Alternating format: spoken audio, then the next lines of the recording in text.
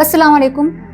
آج کل ہر کوئی لا آف مینیفیسٹیشن پہ بات کر رہا ہے کہ کس طریقے سے لا آف مینیفیسٹیشن کو یوز کر کے اپنی خواہشات کو وشز کو پورا کیا جا سکتا ہے. میں نے اس پہ پہلے بھی ویڈیو بنائی تھی لا آف اٹریکشن کے اوپر، اور اس کے اوپر بھی جو ہے میں نے ایکسپلین کیا تھا کہ لا آف اٹریکشن کیسے کام کرتا ہے. ویسے law of attraction, law of affirmation and law of manifestation یہ آلموسٹ سیم ہی چیزیں ہیں، لیکن میں آپ لوگوں کو یہ چیز یہاں پر بتا دوں کہ میرے بیک گراؤنڈ میں جو آپ لوگوں کو فریمز لگے ہوئے نظر آتے ہیں، اس میں بھی یہ لکھا ہوا نظر آ رہا ہوگا آپ کو ورک سویٹ اچیو، اور سیکنڈ فریم میں آ رہا ہوگا don't wish for it work for it, and third one is run your own race, and fourth one is یہ مجھے سب سے زیادہ پسند ہے فارچون فیورز دا بولڈ. یعنی کہ جب تک آپ لوگ اپنے لیے خود ایفرٹ نہیں کریں گے، کوئی بولڈ سٹیپ نہیں لیں گے، رسک نہیں لیں گے، تو قسمت بھی آپ کا ساتھ نہیں دے گی. آج سے کئی سال پہلے میں نے بھی لا آف مینیفیسٹیشن کو اپنی لائف میں اپلائی کیا، اور مجھے نہیں پتا تھا کہ اس کو لا آف مینیفیسٹیشن کہتے ہیں. اب یہ ہوا کیسے؟ یہ جانے انجانے میں ہوا، اور اب مجھے ریسرچ کے بعد پتا چلا کہ یہ کام تو میں بھی کیا کرتی تھی اور ہمیشہ ناکام ہوا کرتی تھی. وہ کیسے؟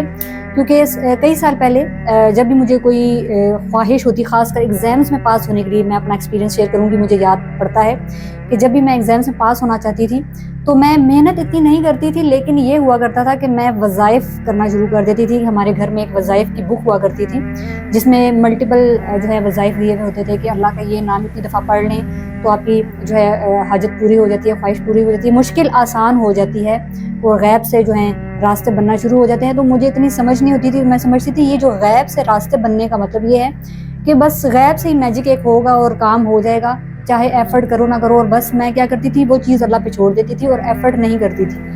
تو جب میرا رزلٹ آتا تھا تو یا تو میں فیل ہو جاتی تھی، یا میرے مارکس اتنے برے آیا کرتے تھے کہ پیرنٹس سے مجھے ڈانٹ پڑتی تھی.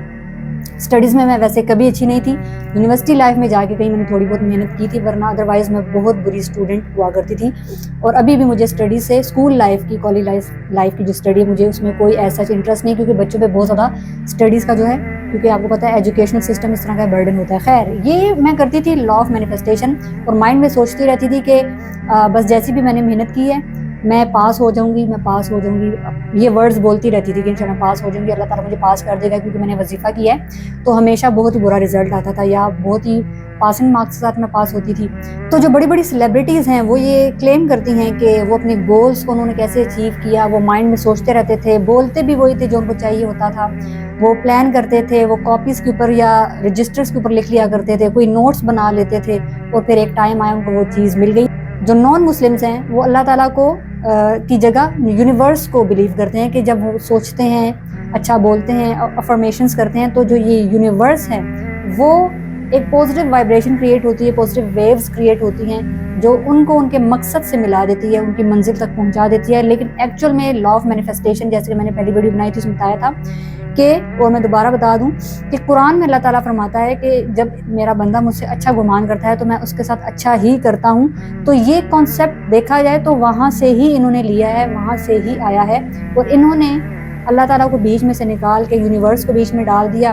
اب ہم تو ایز اے مسلم اللہ تعالیٰ کو بلیو کرتے ہیں کہ جب تک اللہ تعالیٰ کا حکم نہ ہو، کن فیکون، جب تک اللہ تعالیٰ نہیں کرے گا وہ کام نہیں ہونے والا. ہمارے سوچنے سے کچھ بھی نہیں ہونے والا. بہت سارے ایسے لوگ بھی ہیں جو ایفرٹ کرتے ہیں اور وہ پھر بھی ناکام ہو جاتے ہیں.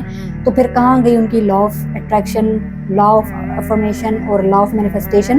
تو ہم ایز اے مسلم جو ہیں بلیو کرتے ہیں کہ یہ جو تینوں رولز ہیں یا لاز ہیں، یہ صرف تبھی کام کر سکتے ہیں جب اللہ تعالیٰ بیچ میں اس پورے سسٹم کے انوالو ہو. اللہ کو نکال کر تو پوری کائنات بالکل جو ہے سٹاپ ہو جاتی، وہ چل ہی نہیں سکتی. تو فائنلی اس کا پریکٹیکل طریقہ یہ ہے لا آف مینیفیسٹیشن کا، کہ جو چیز آپ حاصل کرنا چاہتے ہیں آپ پازیٹیو سوچیں، اللہ تعالیٰ سے پازیٹیو کی ایکسپیکٹ کریں کہ مجھے یہ چیز اللہ تعالیٰ ضرور دے گا.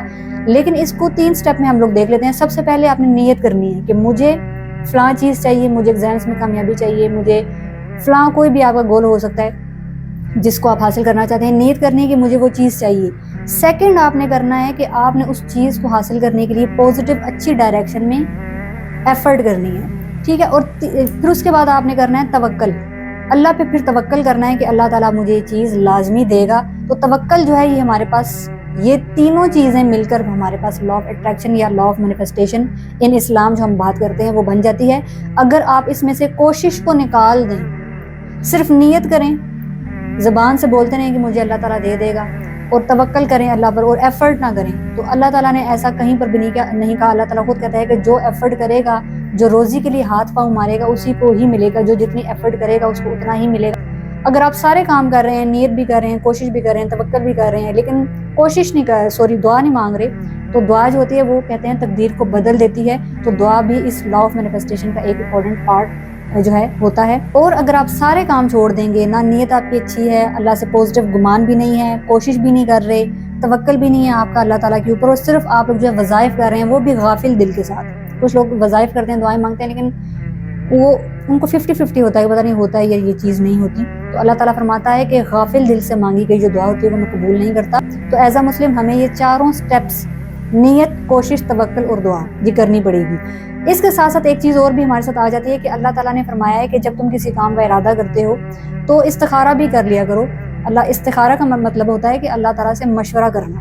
تو جب بائی دا اینڈ یہ ہوتا ہے کہ آپ استخارہ جب کر رہے ہوتے ہیں تو اس میں دعائی ہوتی ہے کہ پرپز یہ ہوتا ہے کہ یا اللہ اگر تو یہ چیز میرے حق میں بہتر ہے تو اس کو میرے لیے آسان کر دے اور مجھے عطا کر دے، لیکن اگر یہ چیز میرے نصیب میں نہیں ہے یا میرے حق میں بہتر نہیں ہے تو اس کا خیال میرے دل سے بھی نکال دے اور اس کے شر سے بھی محفوظ رکھنا۔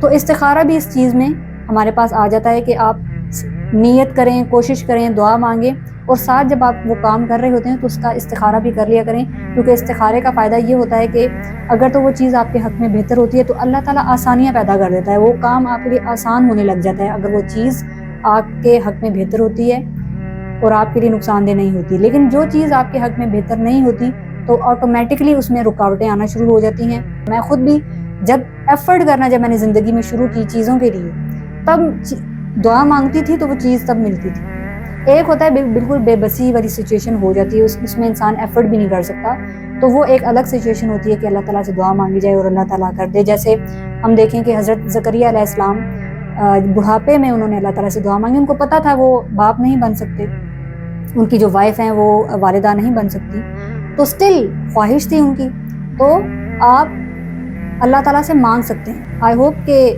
یہ جو میں نے سارا جو پروسیجر بتایا آپ لوگوں کو سمجھ آ چکا ہوگا، اور آپ اس کو اسی طریقے سے امپلیمنٹ کرنے کی کوشش کریں گے، اور ساتھ ساتھ استخارہ بھی کیا کریں۔ آپ جو بھی زندگی میں کام کرنے والے ہوتے ہیں تو اللہ تعالیٰ سے لازمی مشورہ کیا کریں۔ So that's all for today. See you in the next video. اللہ حافظ۔